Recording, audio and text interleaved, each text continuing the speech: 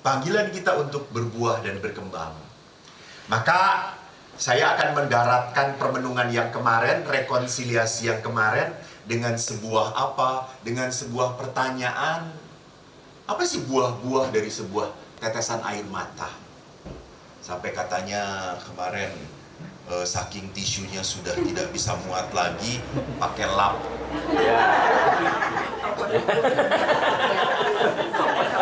Serbet. Jadi rekonsiliasi tetesan air mata itu tidak boleh berhenti di situ, gitu ya. Harus sampai kepada sebuah buah-buah damai, sukacita, pengampunan yang tertulis dalam surat Galatia. Saya akan berbicara tentang hidup beriman semacam apa yang ada di dalam diri kita. Teksnya sudah ada di WhatsApp Anda semua masing-masing. Kita pakai model modern gitu ya, ada di WA. Jadi saya menggarisbawahi apa yang sudah dibicarakan oleh Bro Alex tentang iman, harapan, kasih. Saya tidak akan mengulangi, tetapi saya mau menekankan hal yang penting. Pertama, surat Rasul Paulus kepada jemaat di Efesus bab 2 ayat 8 mengatakan begini. Karena kasih karunia kamu diselamatkan oleh iman. Dan itu bukan hasil usahamu, tetapi pemberian Allah. Jadi iman itu adalah anugerah Tuhan. Iman itu adalah tanaman dari Allah yang diberikan kepada kita supaya kita merawat, menjaga. Karena iman membuat kita punya kehidupan yang penuh dengan harapan. Kan kalau saya nggak punya iman, pasti hidup kita nggak tanpa harapan, toh. Mau ngapain lagi, semuanya udah nggak bisa, udah capek, sakit saya sudah tidak bisa disembuhkan. Nah, orang seperti ini sudah tidak punya harapan. Tapi pada saat orang percaya bahwa, oh saya masih bisa jalan-jalan, saya mau makan enak, mau makan ini. Wah, masih lama matinya orang ini. Karena banyak harapan yang mau dicapai. Kenapa dia berharap? Karena dia percaya masih bisa hidup. Dan iman harapan tidak pernah hanya semata-mata untuk diri sendiri. Harus berbuah di dalam tindakan action yang nyata kepada sesama. Maka poin pertama yang harus kita sadari bahwa iman itu adalah sebuah karunia, pemberian. Dan karunia pemberian Allah itu adalah karunia yang dahsyat. Karena Allah itu apa? Allah itu hanya bisa mencintai kita.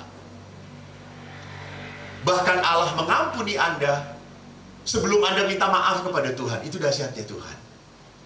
Allah sudah menyediakan pengampunan itu untuk Anda.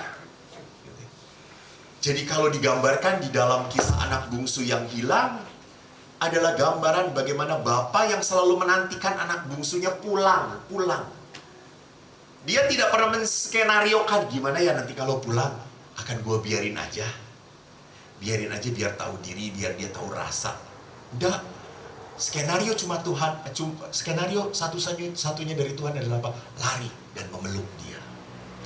Kita rayakan anakku yang hilang ini sudah kembali lagi. Itu skenarionya Tuhan. Maka saya selalu mengatakan, ini juga untuk orang-orang PD, karena minggu depan mulai ada sakramen tobat. Jadi sakramen tobat itu bukan sakramen kita laporan, bukan sakramen hukuman, tidak. Sakramen tobat itu adalah sakramen perdamaian. Jadi Allah mau berdamai dengan kita, dan kita mau membuka nggak pintu perdamaian itu dengan Tuhan kembali. Nah, iman yang semacam itu yang ada di dalam diri kita, iman yang ditawarkan oleh Allah di dalam apa? Di dalam berkat. Yang kedua, iman adalah dasar dari segala sesuatu yang kita harapkan dan bukti dari segala sesuatu yang tidak kita lihat. Jadi hidup kalau bekerja dengan Tuhan itu percaya dulu, jangan melihat dulu. Percaya dulu, jangan melihat. Dan apa yang kau percayai itu yang akan terjadi. Maka hidup seorang beriman itu harus diatur oleh apa? Sistem kepercayaan yang benar. Karena ada sistem kepercayaan yang salah juga. Ada sistem kepercayaan yang basicnya dari apa? Dari pengalaman kepahitan. Jadi kalau basic orang dari pengalaman kepahitan, maka hidup akan selalu menjadi gelap. Hidup selalu akan menjadi susah. Hidup selalu berkata, nggak bisa, nggak mungkin. Nah, ini yang akan saya dalami dengan peristiwa Yosua dan Kaleb. Kita lihat ini ada di dalam dalam dalam kitab Bilangan. Kitab ini, kisah ini. Yosua bab 13 ayat 1 sampai 33.